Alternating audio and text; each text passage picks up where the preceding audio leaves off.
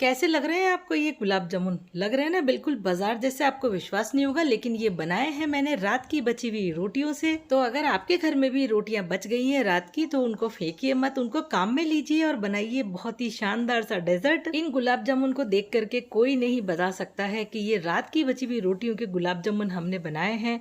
बेहद सॉफ्ट हैं, बहुत ही डिलीशियस हैं, एकदम जूसी हैं।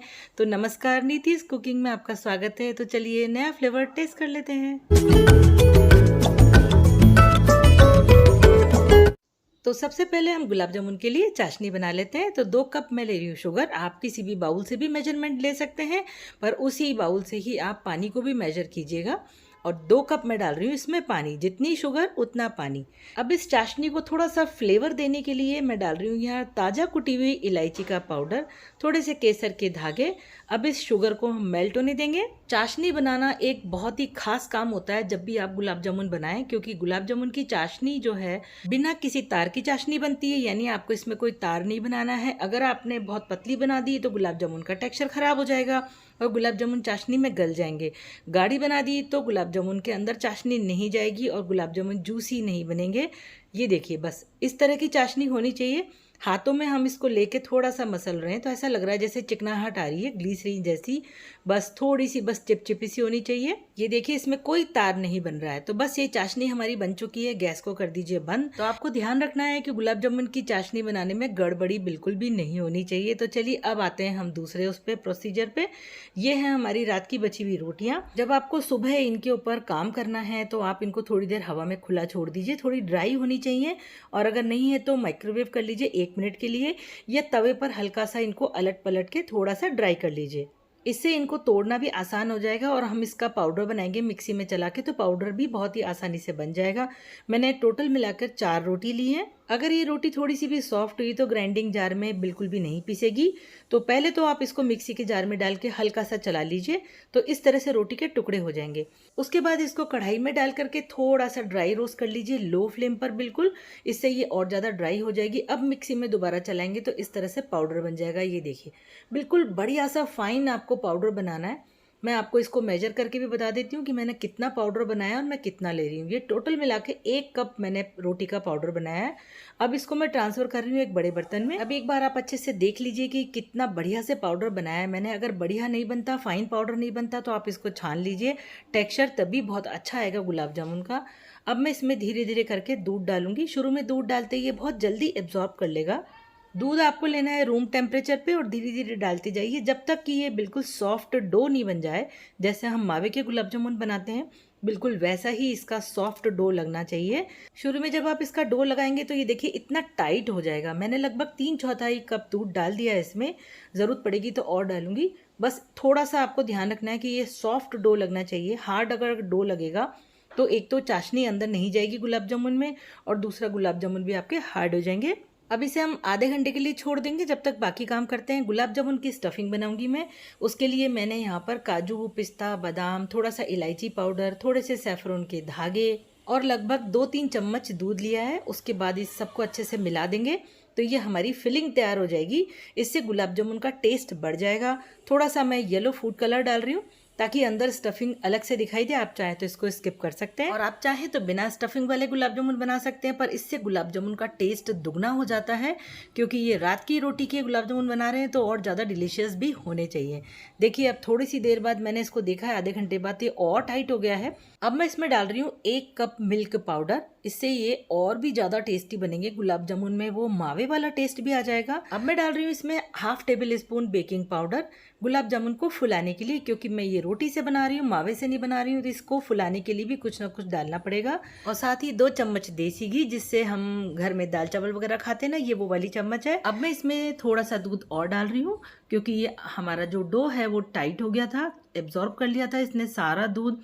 और मिल्क पाउडर भी इसमें डाला है मैंने, तो थोड़ा सा दूध और डाला है इसको सॉफ्ट बनाने के लिए। अभी आपको इस समय ये बहुत ज़्यादा चिपचिपा लगेगा, काफ़ी स्टिकी लगता है ये, पर आपको घबराने की ज़रूरत नहीं है। अब आप इसको मसलना शुरू कर दीजिए। जैसे हम गुलाब जामुन का डो लगाते हैं ना मावे से, हथेलियों की हेल्प से इसको अच्छे से मसल लीजिए। बहुत ही बढ़िया चिकना हो जाना चाहिए ये, और धीरे धीरे करके ये स्मूथ भी हो जाएगा। जितना बढ़िया आप इसको स्मूथ करेंगे, कम से कम 10 मिनट तक इसको बढ़िया से नीट कीजिए, ताकि गुलाब जामुन बिल्कुल सॉफ्ट बनेंगे। देखिए कितना सॉफ्ट डो लगाया है मैंने, आपको तोड़ के दिखा रही हूँ। सारे टिप्स अच्छे से फॉलो कीजिए, वरना गुलाब जामुन में थोड़ी सी भी गड़बड़ होती है तो गुलाब जामुन खराब हो जाते हैं। तो डो हमारा रेडी है, फिलिंग भी हमारी रेडी है। तो बस अब थोड़ा सा एक इसमें से पोर्शन लीजिए। गुलाब जामुन का जो साइज होता है बिल्कुल उतना, छोटे नींबू जितना। अब इसको अच्छे से चिकनी बॉल बना लीजिए, थोड़ा सा फैलाइए और इसमें डाल दीजिए स्टफिंग। इससे हमारे गुलाब जामुन इतने टेस्टी बनते हैं। मैंने ये घर पे बनाए हैं और खाए भी हैं। सबसे ज़्यादा स्वाद इसी का ही आता है जो हम इसमें फिलिंग डालते हैं। बस अब बढ़िया से चिकनी सी बॉल बना लीजिए। अब आप इतना झमेला नहीं करना चाहते हैं तो आप इसको आटे से भी बना सकते हैं।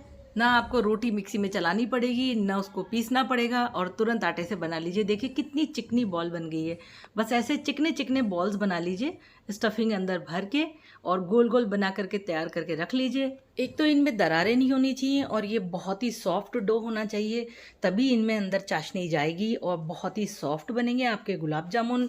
वरना जरा सी गड़बड़ हुई और गुलाब जामुन एकदम पत्थर की तरह कड़क हो जाते हैं, अंदर चाशनी भी नहीं जाती है।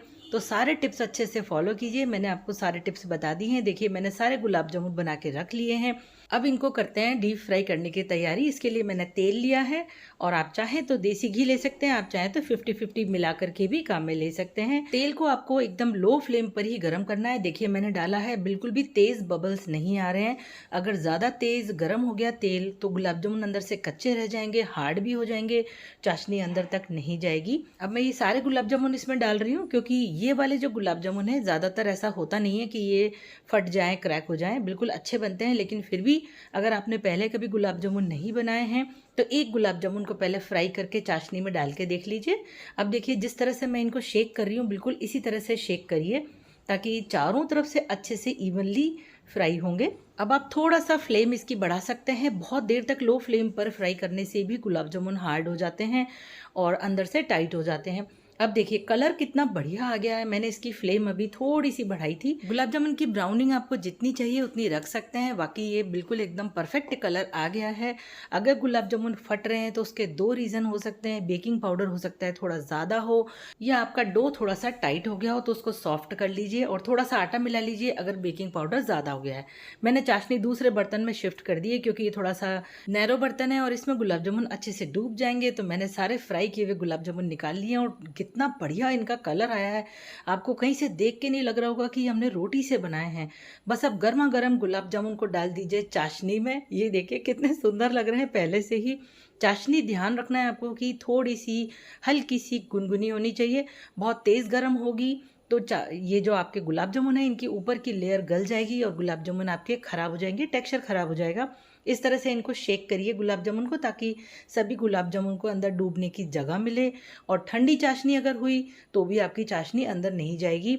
अब इनको छोड़ दीजिए कम से कम 2-3 घंटे के लिए। बिल्कुल भूल जाइए, जल्दबाजी बिल्कुल नहीं करनी है। 2-3 घंटे बाद आप आराम से इनको देखिए, चाशनी अच्छे से अंदर चली गई है। आपको दिख रहा होगा गुलाब जामुन का साइज भी बड़ा हो गया है, पहले से एकदम से फूले फूले लग रहे हैं। मैंने इनको 3 घंटे नहीं, मैंने तो ये दिन में बनाए थे, उसके बाद रात को जाकर के मैंने चेक किया है। इनको काफ़ी देर तक अच्छे से पड़े रहने दीजिए, तब जाके अच्छे से चाशनी अंदर तक जाती है। ये देखिए कितना बढ़िया टेक्सचर लग रहा है।